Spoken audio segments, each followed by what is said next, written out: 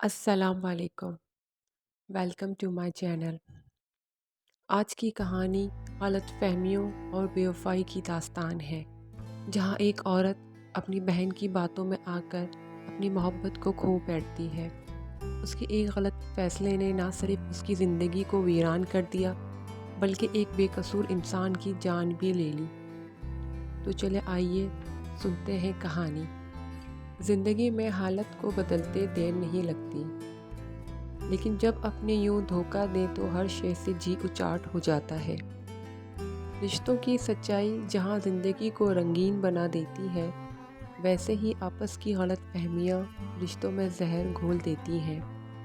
ان دنوں میری خالہ زاد بہن رابعہ کے حالات ٹھیک نہ تھے، تبھی وہ میری باجی کے بچوں کو ٹیوشن پڑھانے ہمارے گھر آیا کرتی تھی۔ جب کالج میں رابعہ پڑھتی تھی، اس کے قریب ہی ایک اور کالج تھا جہاں میں پڑھنے جایا کرتی تھی۔ ہم دونوں بھی کالج کے راستے میں مل جاتے تو ساتھ ہی گھر آ جاتے۔ ایک روز میں کالج سے گھر لوٹ رہی تھی کہ راستے میں رابعہ جاتی نظر آئی، لیکن وہ اکیلی نہ تھی۔ میری تائی کے بھائی شہروز اس کے ساتھ تھے۔ میں ان دونوں کو اکٹھا جاتے دیکھ کر حیران رہ گئی۔ اس کے بعد اکثر ہی میں نے یہ نظارہ دیکھا۔ جوں ہی چھٹی کے بعد کالج سے نکل گھر کے راستے ہوتی، مجھے رابعہ شہروز کے ساتھ جاتی دکھائی دیتی۔ کئی بار ایسا بھی ہوا کہ یہ دونوں ایک ساتھ ہی ہمارے گھر آ جاتے۔ دونوں ہی رشتہ دار تھے، ہمارے بھی اور آپس میں بھی، تو کسی نے اس معاملے کو ہوا نہ دی۔ حالانکہ سبھی کو معلوم تھا کہ یہ دونوں اکثر باہر ملتے ہیں۔ ہم سب گھر والے یہی سمجھتے تھے کہ غالب دونوں ایک دوسرے سے شادی کرنا چاہتے ہیں، تبھی ملتے ہیں۔ ان ملاقاتوں کی نوعیت ہمیں معلوم نہیں تھی کہ مگر شہروز کبھی رابعہ کے گھر نہیں گئے تھے، جبکہ وہ تائی سے ملنے ہمارے گھر آتے رہتے تھے۔ سب سے باتیں کرتے، ہنسی مذاق کرتے، لیکن میں ان سے بات نہیں کرتی تھی۔ وہ خود مخاطب ہوتے تو بات کر لیتی۔ ایک روز وہ رابعہ کے بارے میں کہنے لگے کہ مجھے اس بیچاری کے حالات پر افسوس ہوتا ہے۔ جب سے اس کے والد فوت ہوئے ہیں، ان کی گزر بسر بہت مشکل سے ہوتی ہے۔ تب میں نے پوچھ ہی لیا کہ کیا آپ رابعہ کو پسند کرتے ہیں؟ کہا، بالکل نہیں، یہ تم نے کیسے سوچ لیا؟ ہمدردی ہونا اور بات ہے، اور پسند کرنا الگ بات ہے۔ سچ کہوں تو میں تمہیں پسند کرتا ہوں۔ اگر اجازت دو تو تمہارے والدین سے تم کو مانگ لوں؟ میں نے کوئی جواب نہ دیا، شرما کر ان کے پاس سے اٹھ کر اپنے کمرے میں چلی گئی۔ شہروز نے اس ادا کو میری رضامندی سمجھا اور رشتے کے لیے میری والدین سے بات کر لی۔ ابو نے نیم رضامندی کا اظہار کیا، گویا زبانی بات چیت طے ہو گئی۔ کچھ دنوں بعد تائی کی کوشش سے میری منگنی شہروز سے ہو گئی۔ یوں ہم دونوں بھی کبھی کبھار باہر ملنے لگے۔ میں کالج سے چھٹی کے بعد تھوڑا سا وقت اس کے ساتھ باہر گزارنے لگی۔ یوں ہی سال بیت گیا۔ جب شہروز ملتے، کہتے، کوشش کر رہا ہوں کہ اپنے پاؤں پر کھڑا ہو جاؤں تو تم کو بیاہ کر گھر لے جاؤں اور دنیا کی ہر خوشی تمہارے قدموں میں ڈھیر کر دوں۔ منگنی کے بعد میں بھی شہروز کو پسند کرنے لگی تھی۔ بلا شبہ وہ باوقار اور پراعتماد شخصیت کے مالک تھے۔ وہ اپنی بات کے پکے اور قول کے سچے تھے، اور ایسے لوگ کم ہی ہوتے ہیں۔ میں انہی خوبیوں کی وجہ سے شہروز پر نازا تھی۔ ان کے فائنل امتحان ختم ہو چکے تھے، لہٰذا وہ اپنے گھر والوں سے ملنے چلے گئے اور 2 ماہ بعد لوٹے۔ شہروز جب واپس آئے تو میرے گھر والوں اور میرے لیے بہت سے تحفے لائے، لیکن رابعہ کے لیے کوئی تحفہ نہ لائے۔ اس روز وہ ہمارے گھر بیٹھی بچوں کو ٹیوشن پڑھا رہی تھی۔ اس نے شہروز سے ہم کلام ہونا چاہا، مگر انہوں نے اسے کوئی لفٹ نہ دی۔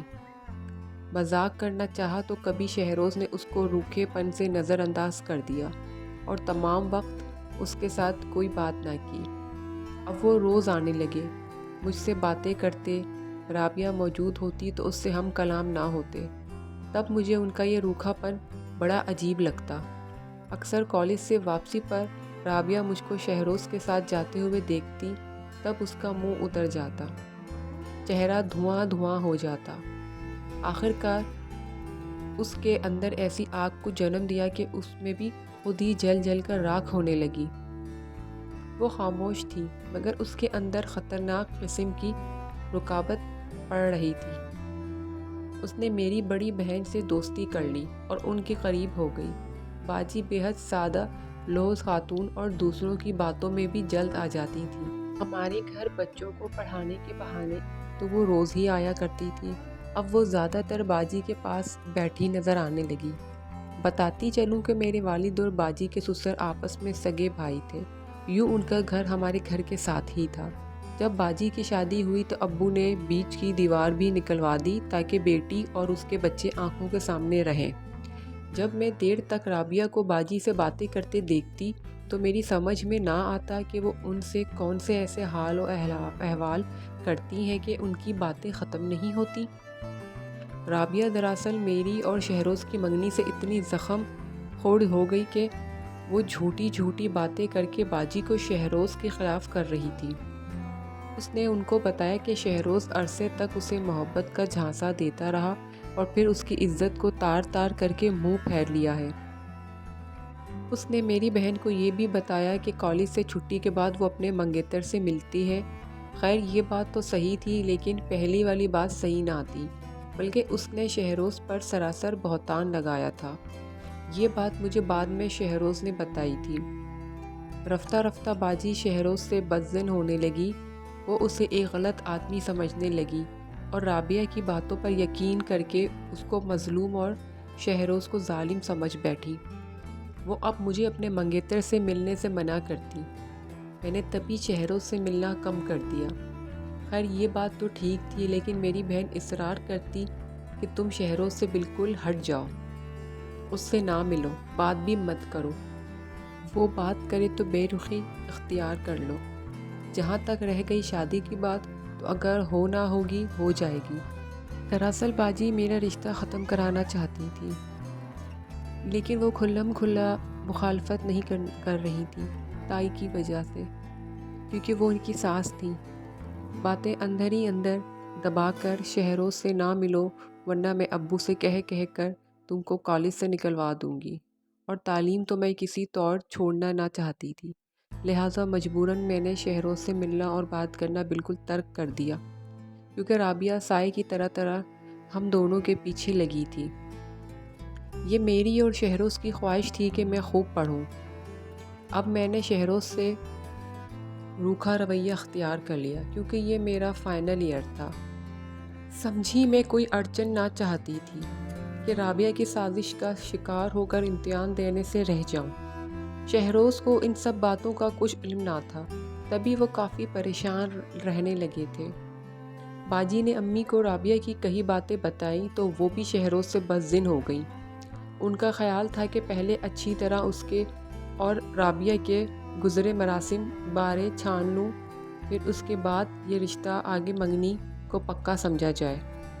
امی نے مجھ سے کہا شہروز نے ماضی میں رابعہ سے چکر چلایا تھا، بہتر ہوگا کہ تم اس سے شادی سے انکار کر دو تاکہ ہم تمہاری تائی کے سامنے برے نہ بنیں، ورنہ ان سے تعلقات خراب ہو جائیں گے۔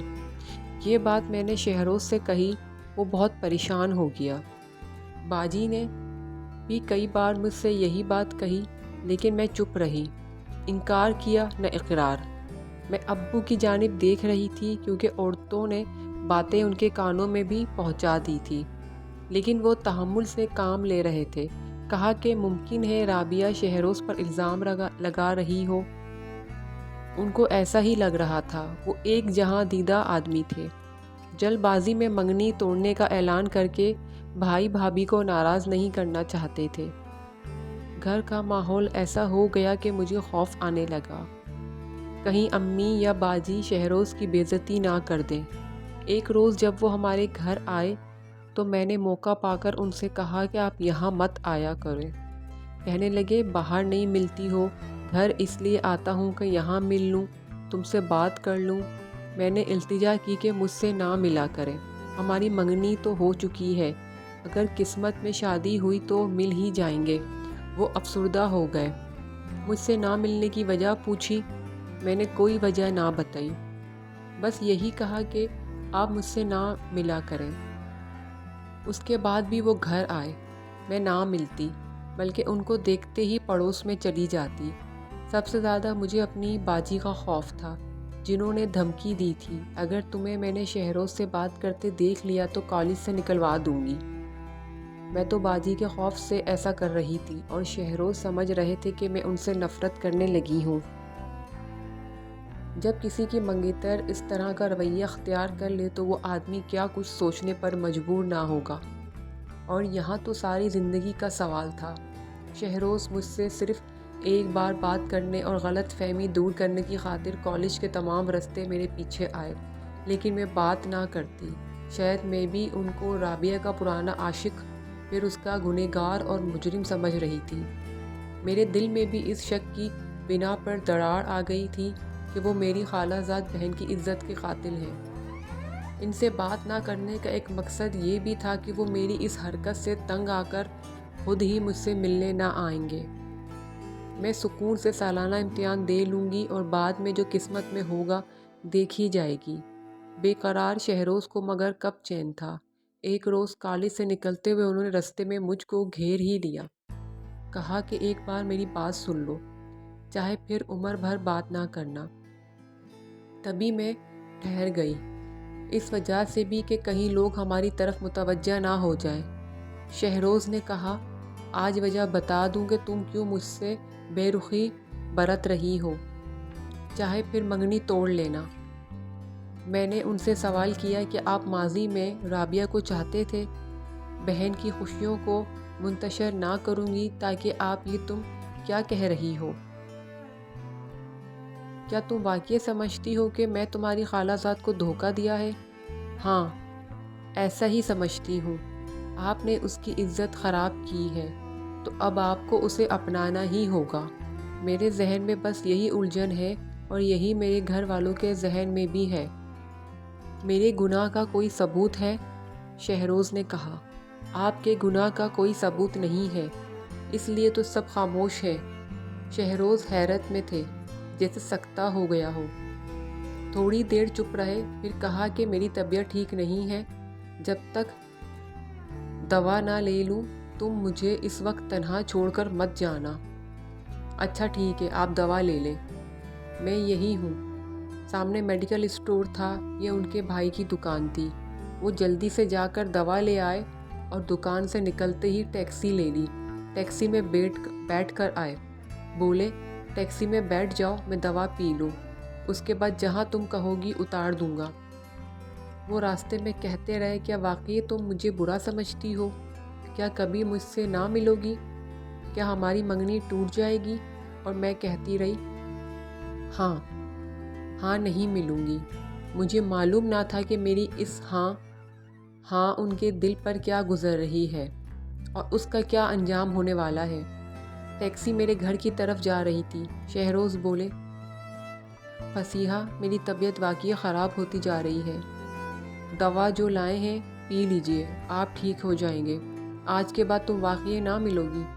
آخر بار پوچھ رہا ہوں۔ نہیں ملوں گی، مجبوری ہے، میں نے جواب دیا۔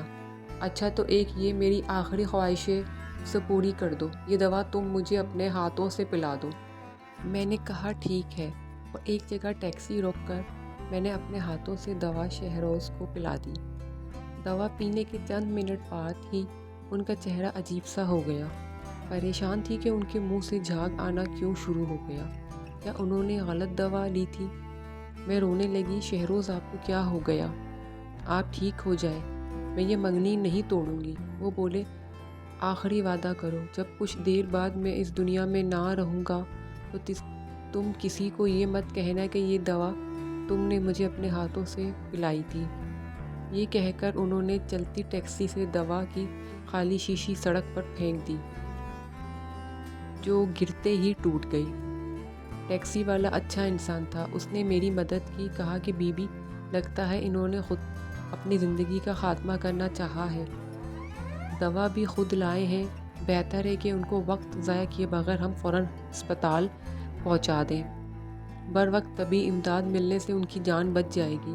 میں نے بھی اس وقت کوئی دوسری بات نہ سوچی، کیونکہ میں ہر حال میں شہروز کو زندہ دیکھنا چاہتی تھی۔ ٹیکسی ڈرائیور کی مدد سے ان کو ایمرجنسی میں لے گئے، مگر بروقت طبی امداد ملنے کے باوجود ان کی جان نہ بچ سکی۔ ان کی اپنی جذباتی غلطی سے جان تو گئی، لیکن انہوں نے یہ نہ سوچا کہ ان کے بعد ان کی قاتلہ کی حیثیت سے مجھے کتنے کشت سے گزرنا پڑے گا۔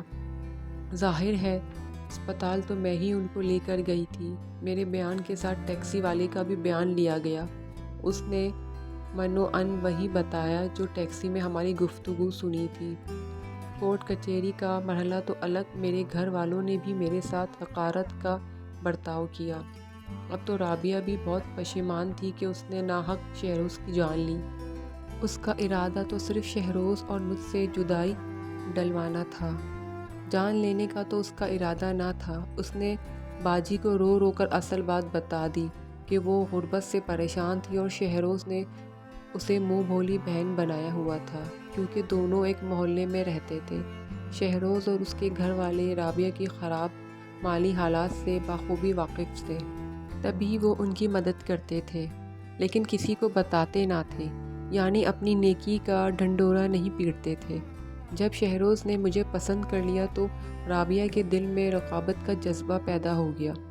وہ اس سے شادی کی خواہاں ہو گئی۔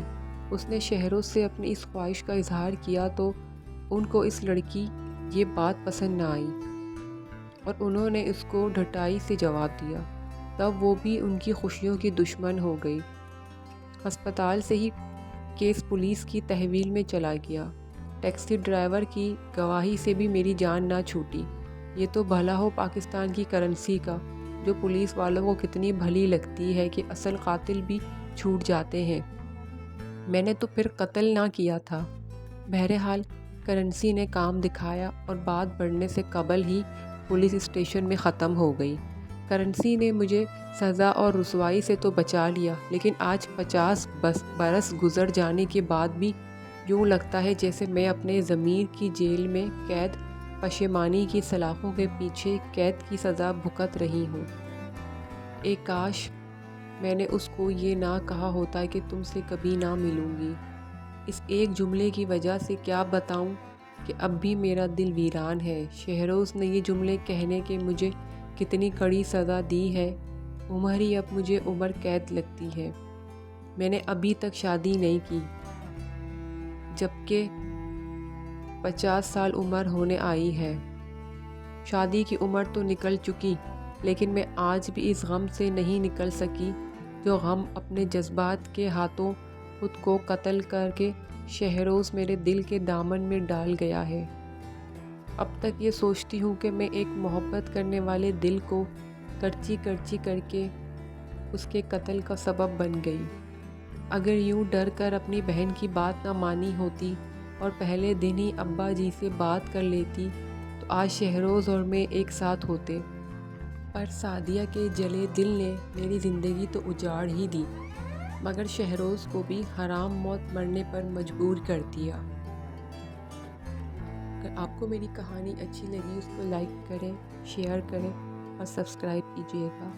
ملتی ہوں اگلی کہانی میں، تب تک کے لیے اللہ حافظ۔